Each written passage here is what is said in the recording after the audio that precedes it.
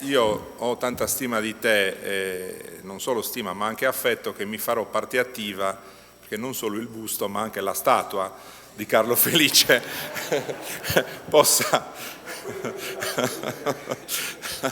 No, scherzo naturalmente, scherzo, è un discorso che va approfondito e non può essere giustamente liquidato solo con revisionismi o con giustamente anche questioni storiche che sono serie e che vanno naturalmente viste nei tempi e nelle forme più giuste. Io devo dire una cosa riguardo a questa iniziativa. Siamo stati quest'anno al Metropolitan Museum, siamo stati alla Galleria degli Uffizi. Non è più solo una questione di stima, di affetto, di cose. Io dico sempre che nella vita, quando si affrontano impegni gravosi come quelli che tutti noi, a vario titolo, siamo chiamati a portare avanti, abbiamo bisogno non di prediche, ma di esempi. E allora io davvero posso dire che Cristian Greco, la struttura di cui lui è direttore, ma anche gli apporti che ha dato in Sardegna in diverse occasioni di confronto sono stati un esempio che noi stiamo cercando di seguire. Non andiamo più in giro con la monocultura di Monteprama. I giganti di Monteprama sono un unicum, è un complesso statuario che va ancora indagato, studiato, bisogna capire perché è lì, perché in quel tempo, perché solo lì. Ma noi abbiamo necessità di uscire da questa monocultura e dunque noi parliamo da tempo di parco archeologico naturale del Sinis, parco archeologico diffuso, perché abbiamo la fortuna di raccontare 7.000 anni di storia, come sentirete anche nelle conferenze alle quali presto lasceremo spazio, su un areale che è diffuso da Cucurisarrius ai siti nuragici, a Monteprama, a Tarros, alle residenze giudicali. Cabras, il Sinis raccontano 7.000 anni di studio, 7.000 anni di storia su un parco archeologico diffuso. E poi il ruolo delle fondazioni, valorizzazione, certo, promozione, certo. Noi oggi qua siamo qua per un evento di valorizzazione e promozione, ma anche studio, ricerca continua. E dunque sono stato spronato per 2 anni da Cristian Greco a dare alla Fondazione Monteprama questa missione.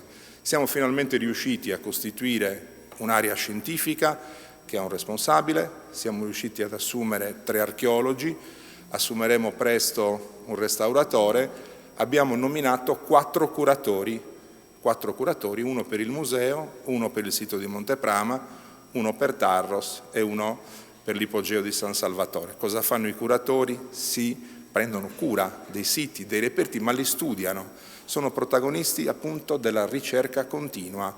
I siti non espongono solo quella che è stata la storia, i musei non sono sepolcri, certo ci stanno i morti, lo dico qua al Museo Egizio dove appunto i sarcofagi, le mummie, ma questi morti prima erano vivi, qualcosa avranno fatto da vivi, no? E dunque bisogna anche raccontare la vita di queste persone.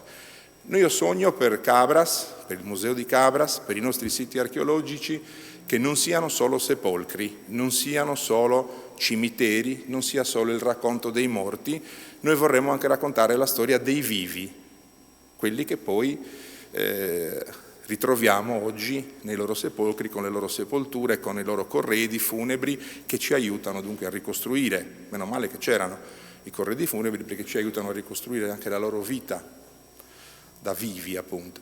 Ecco, tutte queste cose sono cose pratiche che ritroverete nell'attività della Fondazione Monteprama e di cui devo dare atto e merito in un ruolo di indirizzo esterno appunto al direttore Greco, che è stato prodigo di consigli e speriamo di averli saputi interpretare al meglio e di saperli poi concretizzare anche nell'attività che il nostro responsabile dell'area scientifica, le nostre archeologhe, i nostri restauratori porteranno avanti in questa missione di studio continuo.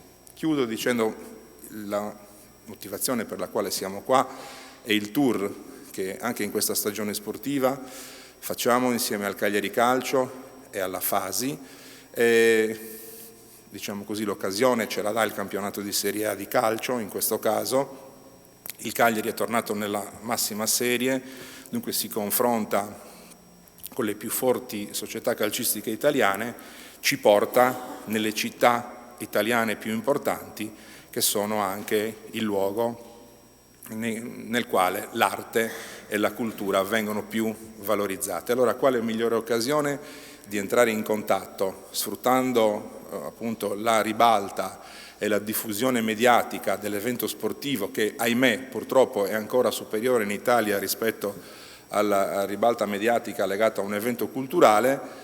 Sfruttiamo la grande attenzione che in questi giorni da parte dei giornali sportivi e non solo c'è per la partita Juventus-Cagliari, per aprire al mondo vasto degli sportivi anche la promozione della cultura, la promozione dell'archeologia della Sardegna. Come ho già detto, quest'anno lo abbiamo fatto a Bergamo, lo abbiamo fatto a Firenze alle Gallerie degli Uffizi, il 2 dicembre saremo al Maxi di Roma in occasione della partita Lazio-Cagliari.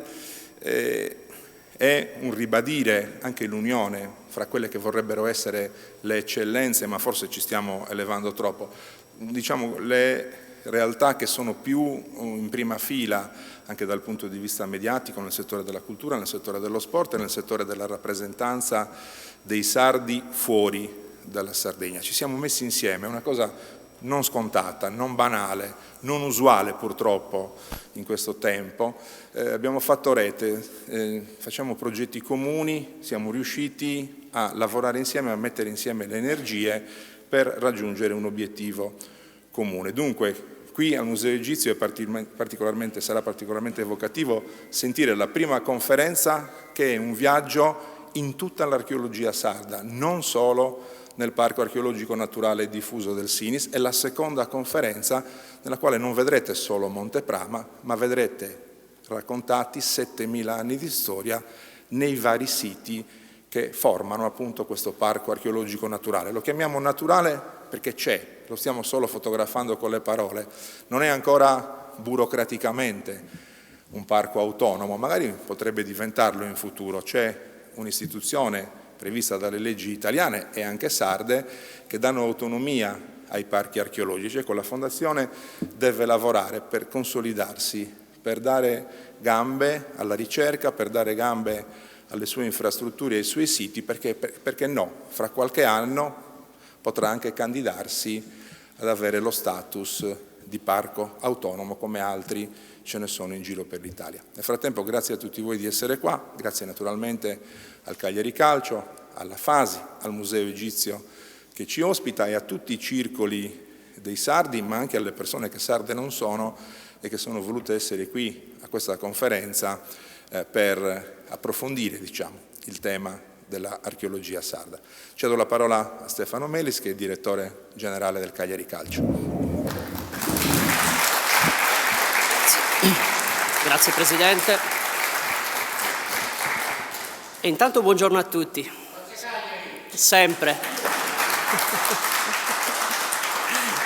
E direi che per il mio intervento non può esserci stimolo migliore, quindi ringrazio doppiamente l'amico in platea. È meraviglioso avervi qua oggi e vedere questa sala così gremita. Inizio, me lo consentirete, intanto, oltre che con questo ringraziamento, nel portare le scuse ed i saluti del nostro Presidente, che all'ultimissimo minuto ha avuto un problema mentre arrivava qua da Milano, quindi è in arrivo a Torino, ma purtroppo non in tempo per salutarvi in prima persona.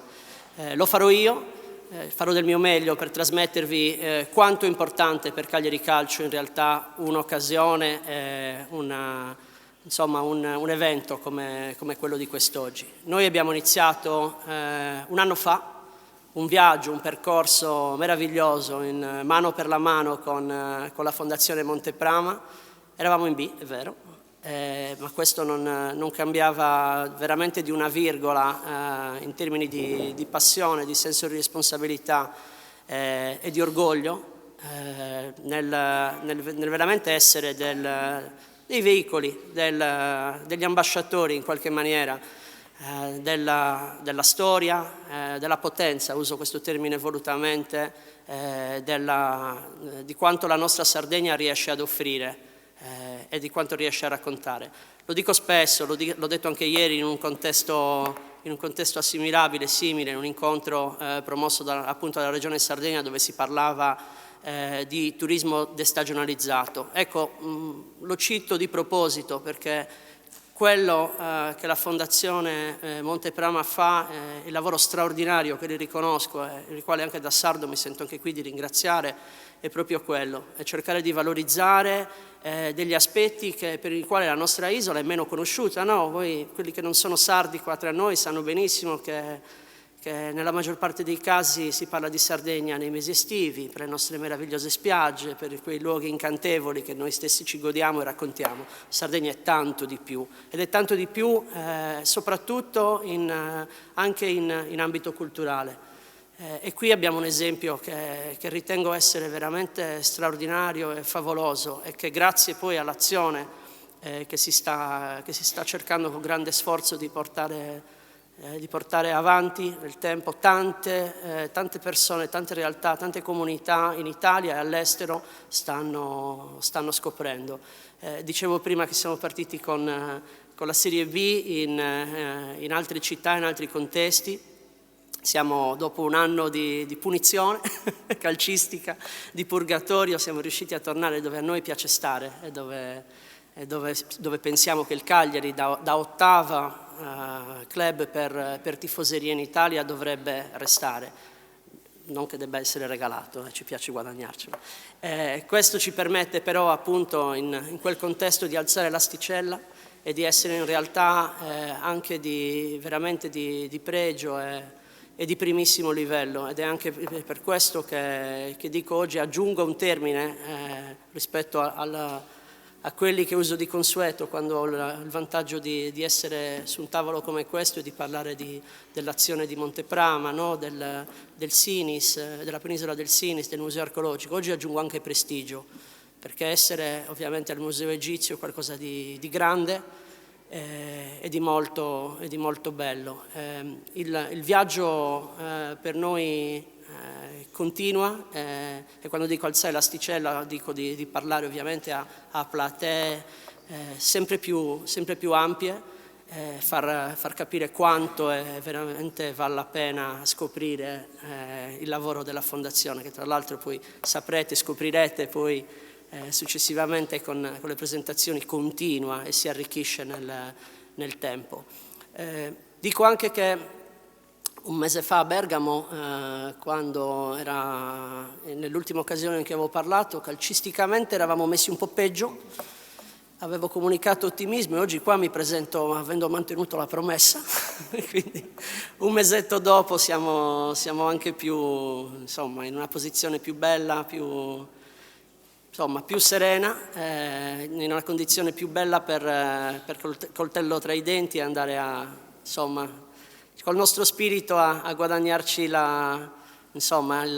l'affetto che non manca mai della nostra gente e dei nostri tifosi.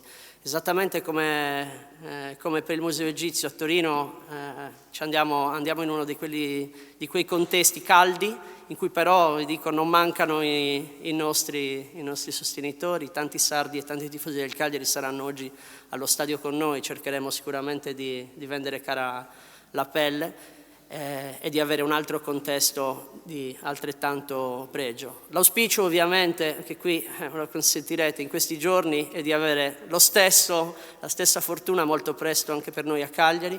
Mi sento di dire che stiamo lavorando veramente forte per dare anche a Cagliari e ai nostri tifosi una casa di altrettanto livello, di altrettanto prestigio. I più attenti avranno visto che giovedì scorso abbiamo avuto uno snodo importantissimo sulla nostra conferenza dei servizi sul progetto Nuovo Stadio, che era un passo veramente importantissimo sul nostro progetto.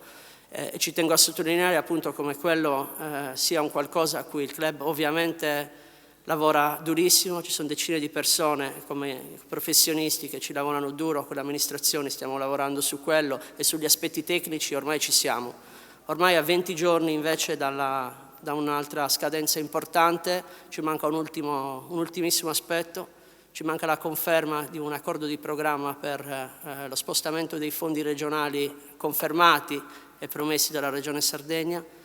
L'auspicio è veramente che questo ultimo passettino negli ultimi 20 giorni che mancano sia completato in maniera tale da poter veramente mettere fine al percorso più noioso, più burocratico iniziare a lavorare sul nuovo stadio e avere anche magari i nostri giganti, non quelli sul campo, ma quelli più belli, ospitati, perché no, nel nuovo stadio di Cagliari e della Sardegna. Quindi con questo auspicio oggi vi dico che invece torniamo sulla terra e contro la Juve li facciamo soffrire. Grazie a tutti. Grazie Stefano. Grazie Stefano. Nelle parole di Cristian Greco, che hanno aperto questo incontro, avete sentito l'interesse dello studioso, non solo dell'appassionato di Sardegna, per una realtà come quella dell'archeologia sarda che è in movimento. È una realtà che a tratti può apparire litigiosa, che a tratti può apparire divisa, che con l'avvento dei social network ha visto appunto una socializzazione della discussione, e tutti vanno sempre a guardare le negatività, e cioè gli estremisti o i frustrati o le persone che non riescono a tenere a freno diciamo così, le passioni, e dunque a volte svirgolano nelle parole e nei commenti. Però ci sono anche aspetti positivi. La socializzazione, cioè l'aumento dell'interesse dei sardi, e non solo dei sardi, per la storia, per l'archeologia, per i luoghi, per i reperti, è un qualcosa di positivo, perché significa che un aspetto della nostra vita, del nostro passato, per tanto tempo misconosciuto, ignorato, anzi svalutato, sta ora pian piano, con un processo che è a volte inconscio, inconsapevole, sta pian piano tornando nella quotidianità, nel riscoprire il fatto che se non sappiamo da dove veniamo, ben difficilmente sappiamo dove siamo e dove stiamo andando.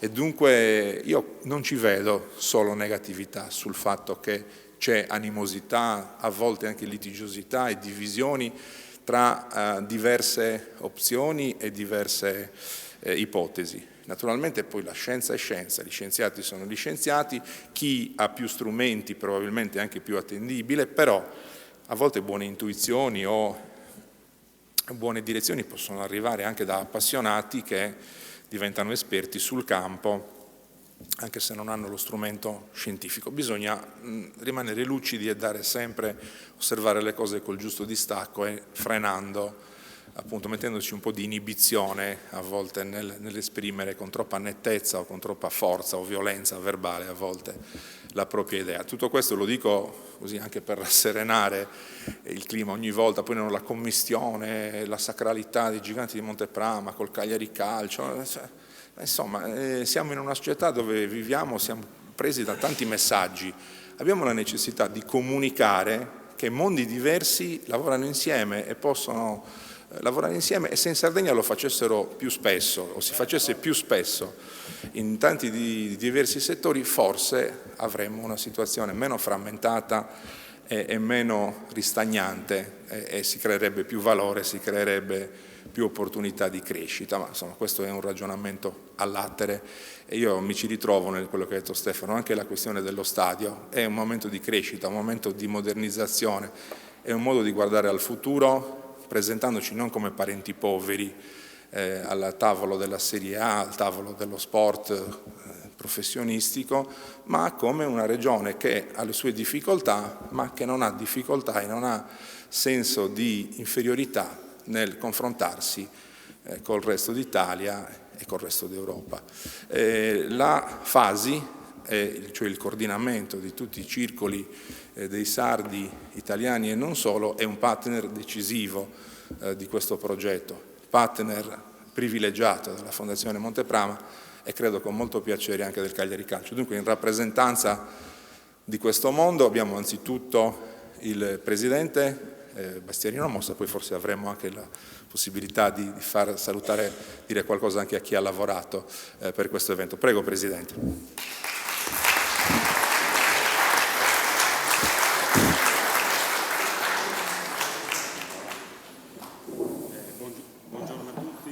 Si sente? Sì. Bene. No, si sente. Sì, si sente. Allora, manca a fare l'apposta, mi hanno regalato un libro con Monteprama, ecco, voglio fare un po' di pubblicità anche a Pierluigi e quindi evidentemente queste cose, Quest'estate qui ispirano tantissimo, no? E niente, noi siamo qui, siamo stati a Firenze due settimane fa, mi sembra, agli Uffizi, quindi noi avere il nostro simbolo della Fasi, che vedete nei loghi, il nostro logo vicino al Museo Egizio, vicino alla Montebramo, vicino al Cagliari Calcio, è molto molto importante. Questo uno dice, ma come ci siete finiti lì dentro? Siamo finiti perché poi alle volte le persone si incontrano, no? E quando incontri persone come Anthony, no? Con questa visione testimoniata, come avete visto anche da chi gestisce anche questo museo, e poi le cose nascono, e nascono poi gli accordi, nascono gli accordi formali, cioè non solo, noi chiediamo tantissimo alla parola, però poi mettiamo anche nero su bianco, e questo l'abbiamo fatto. Quindi la presenza qui non è una casualità, no? È una presenza poi sostenibile, e vediamo anche perché. Allora, e poi naturalmente quello che vedete tutto sulla sinistra è il rosso-blu, insomma, quello che diceva Stefano, e anche quello che ieri sera ci ha fatto incontrare i nostri beniamini in albergo, dove abbiamo parlato, abbiamo incontrato Ranieri, abbiamo incontrato Lappadula, abbiamo incontrato Goldaniga, abbiamo incontrato Mancosu, abbiamo parlato con Mancosu, abbiamo parlato in Casteldaio e in Logudorese. E allora molto entusiasmo, la sala piena, grazie a tutti i nostri amici dei circoli di Torino che sono venuti, in modo particolare a Rivoli, al Circolo Quattro Mori, che è anche un Cagliari Club, e che ci ha dato la possibilità anche di fare un aperitivo, che adesso verrà riproposto alla fine di questa conferenza per tutti noi presenti. Parlando di queste cose dice, ma tutte le volte Giorgio Murru ci racconta un po', no? La cosa dei giganti. Tutte le volte noi qui dentro scopriamo sempre qualcosa. Secondo me nella conferenza di oggi, come Giorgio e Ilaria ci racconteranno con le foto di Nicola, che oramai abbiamo imparato a conoscere grazie anche alla presenza nei nostri circoli di iniziative culturali che portano la presentazione di questo mondo. Due cose. Allora, si tratta di capire, siccome si usa questo termine sostenibilità, non è uscita questa parola negli interventi precedenti. Allora, la parola sostenibilità noi ce la siamo proposta l'altro giorno ragionando nel nostro mondo Fasi, per capire se tutto quello che facciamo nei nostri 70 circoli, qui a Torino ci sono 4, 6 o 7 circoli, tutti nel circondario, è sostenibile. Cioè sostenibile nel senso che se tutto questo nostro impegno, tutto quello che trattiamo, tutte queste cose si possono tramandare nel tempo. Noi lo vediamo nel nostro mondo, noi siamo qui dal 1973 come Fasi, e questo mondo va ancora a promuovere cultura, va a promuovere solidarietà, va a promuovere tutte queste cose, perché evidentemente sta roba è sostenibile, cioè si può tramandare mantenendola viva anche a chi verrà alle seconde, alle terze e quarte generazioni dopo di noi. E state attenti, i pilastri sono di questa sostenibilità economico, ambientale e poi in modo particolare sociale e culturale, perché quello che tiene vivo i nostri circoli, state attenti, è la cultura come pilastro importantissimo, e poi c'è la solidarietà, perché è il motivo per cui sono nati i nostri circoli. Quindi io penso che questo pilastro qui sia fondamentale per noi, e quindi queste iniziative, probabilmente ho toccato qualcosa qui, queste iniziative che facciamo e di cui noi naturalmente siamo, non dico onorati, ma siamo noi sardi fuori, quando entriamo in un contesto siamo sempre molto molto timidi, molto delicati, non bussiamo, quando tocchiamo una porta per chiedere qualcosa siamo molto molto, non siamo molto invasivi, ecco questo.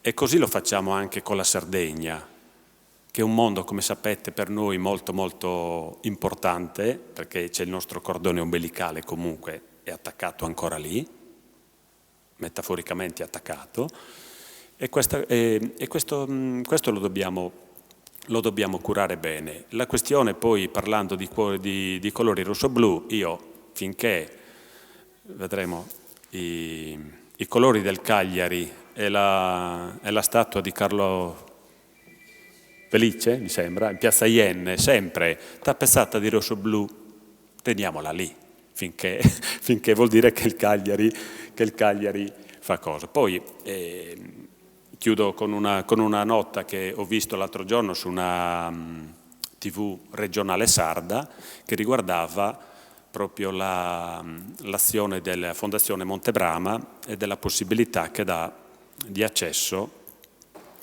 a tantissime persone, non solo noi visitatori, magari che andiamo in Sardegna.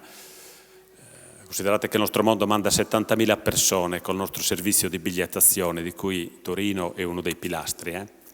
E se di questi 70.000 ne mandiamo qualcheduno anche nel Sinis a godere di queste cose, è importante. Ma soprattutto il fatto che poi chi riceve lì ci siano delle ragazze e dei ragazzi bravissimi. E in modo particolare l'altro giorno mi ha colpito che c'era, non so se si chiama Martina Francesca, una ragazza che lavora lì, mi sembra, con un progetto dell'ASPAL, no, una ragazza che ha dei problemi naturalmente, affetta appunto da sindrome di Down, e io ho visto questo servizio bellissimo. E questa ragazza qui, secondo me, come spiega le cose e la passione che trasmette, penso che sia già solo per questo ne valga la pena di andare a Montebrama. Grazie. Grazie. Ora sentiamo le conferenze di Giorgio Murru e di Ilaria Orri. Alla fine vorrei che Sebastiano Tettei, che è il coordinatore, e anche Matilde Cugusi, che è una Cagliari Calcio, Club Cagliari Calcio, facessero un saluto prima della fine, insomma, del nostro incontro.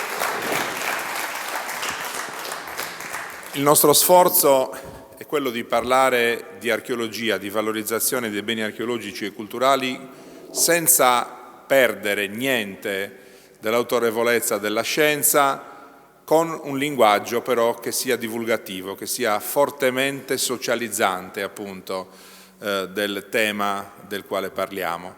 Avete visto dunque, avete sentito e visto dalla conferenza del responsabile scientifico della Fondazione e dalla conferenza di una delle nostre archeologhe, che è tra l'altro curatrice degli scavi archeologici di Tarros per conto della Fondazione Monteprama, che è possibile, non dico svecchiare perché non voglio offendere chi fin qui ha fatto divulgazione, ma è possibile parlare e mostrare linguaggi nuovi, più accessibili, senza per questo perdere l'autorevolezza del dato scientifico. Avete nei vostri posti delle shopper che all'interno hanno delle riviste, del materiale promozionale che la Fondazione Monteprama ha realizzato in questi 2 anni, un Archeo Magazine e un'altra serie di Deplian. Vedrete che anche lì la bellezza delle immagini, l'accuratezza dei testi, ma il tentativo di scrivere questi testi in una maniera, ripeto, facilmente accessibile a tutti, per permettere una divulgazione e una valorizzazione sempre più diffusa. Molto è stato detto, dalle bellissime parole introduttive del direttore Cristian Greco, padrone di casa, dalla parola del Cagliari Calcio e della Fasi. Le nostre conferenze, vorrei lasciare questo spazio finale, come dicevo prima, a chi ha lavorato anche per rendere possibile questo evento, e anche chi lavora tutto l'anno per non recidere il cordone ombelicale che la comunità dei sardi ha, che si trova fuori dalla nostra isola, conserva ancora con la Sardegna. Tra l'altro Torino, soprattutto la città di Torino, è una delle città che più di altre porta il segno dell'emigrazione sarda nel secondo dopoguerra, e dunque qui più forte è la presenza variegata da tanti luoghi d'origine della Sardegna, ma quell'attaccamento che ha fatto sì che appunto il cordone ombelicale di cui dicevo prima non si tagliasse mai, e noi vorremmo che ci siano sempre più occasioni di interazione tra la Sardegna che è rimasta nell'isola, è la Sardegna che vive, prospera e sta fuori dalla Sardegna. Dunque chiamo qua Gianni Marche del Circolo di Rivoli e poi vorrei avere anche Matilde Cugusi, che è dell'Associazione Gramsci, ma anche impegnata in un Cagliari Club. Prego. Grazie. No, mi sto in piedi. Però il microfono comunque. Buongiorno a tutti, intanto ringrazio il coordinatore che ci dà modo intanto di essere ospitati per la prima volta, almeno per noi, in un luogo istituzionale e rappresentativo non solo della cultura torinese, italiana. Si ricordava prima il re, per la prima volta re perché acquisì la Sardegna, ma chi ha dato l'avvio a queste raccolte, poi acquistate appunto da Casa Savoia, voglio ricordarlo, fu un piemontese, tal Drovetti, militare, diplomatico, politico, che lavorò moltissimo al soldo prima di Napoleone e poi dei francesi, ma che consentì l'avvio di questa raccolta poi ceduta ai Savoia e che grazie comunque anche a loro possiamo goderne oggi con tanto orgoglio, ed è con tanto orgoglio che ringrazio proprio l'occasione che ci viene data a quei sardi che hanno contribuito in modo diverso rispetto al Drovetti, ma con il loro lavoro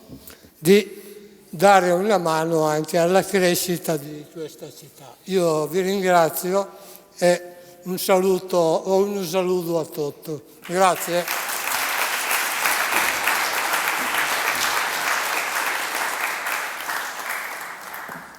Buongiorno Anthony e buongiorno a tutti, io sono Matilde Cugusi, sono in rappresentanza dell'Associazione dei Sardi in Torino Antonio Gramsci, associazione che da poco ha compiuto 55 anni, e abbiamo anche fatto una grande festa, organizzazione e associazione nata per lo più e soprattutto dall'iniziativa di Angela Mazzucco Costa, parlamentare del Partito Comunista eletta in Sardegna e poi preside della facoltà di Magistero prima a Cagliari e poi a Torino, che ha deciso a un certo punto di radunare attorno a sé in un luogo sia fisico sia non studenti e operai sardi, dando vita a quella che è la realtà della nostra associazione. Associazione che già dal nome si connota in un modo, diciamo, particolare. Non è un circolo, infatti non siamo stati nominati prima dalla Fasi. Noi siamo un'associazione e questo implica che siamo una comunità aperta, siamo una comunità inclusiva e siamo una comunità accogliente e ci piace ribadirlo. Ci piace ribadirlo perché non ci piace essere un circolo chiuso o un circolo in qualche modo elitario. Bene, questo spirito della comunità aperta ci ha negli anni, io parlo da seconda generazione, ci ha consentito di essere accolti e anche essere accoglienti. Essere accolti nella misura in cui siamo parte integrante e siamo molto integrati nel territorio in cui viviamo e rappresentiamo la comunità sarda e ne siamo rappresentati. C'è qui con noi un consigliere comunale del Partito Democratico, Ledda, che fa riferimento alla nostra associazione.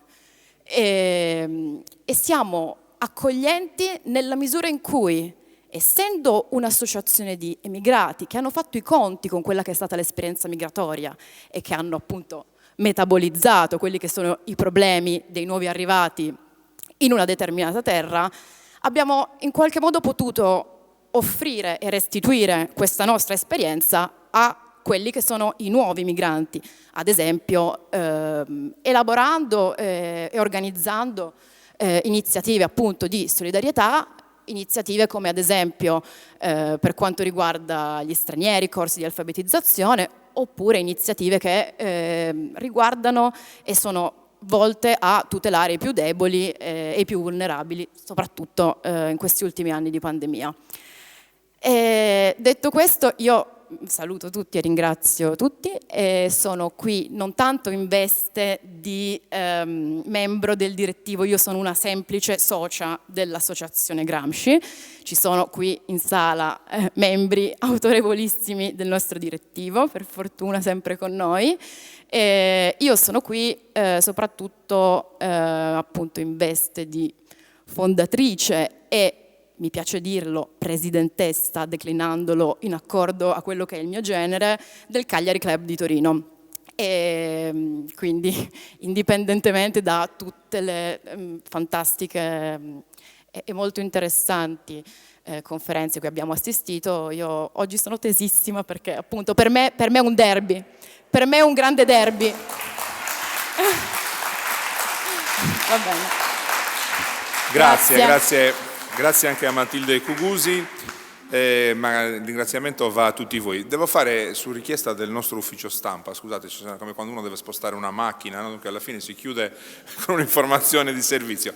Se qualcuno avesse realizzato un video sin dall'inizio del nostro dibattito, perché la diretta streaming è partita con un po' di ritardo, magari si avvicina a me o a qualcuno dell'organizzazione e ci mettiamo d'accordo perché ce lo possiate riversare, perché il nostro ufficio stampa deve realizzare una piccola clip, però manca praticamente una parte importante dell'inizio. Dunque se qualcuno lo avesse realizzato col suo telefonino ci aiuterebbe a risolvere questa cosa. Grazie a tutti, buona giornata e come detto forza Cagliari!